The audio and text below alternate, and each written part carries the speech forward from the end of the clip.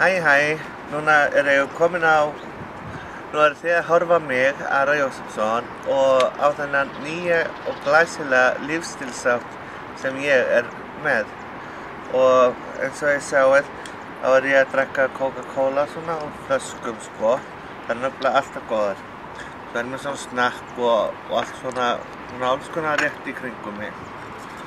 Þessi hér eitthvað hálf dánalegur, hann minnir mig á delar.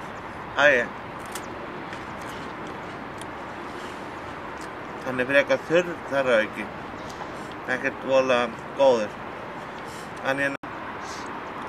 Já, þessi deli sem ég var að bíta af var svolítið svona þurr og eiginlega ekkert svona sérstakur.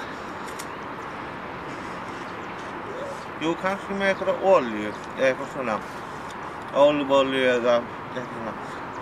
Það píka, það fullt af fuglum að trufla mig alltaf.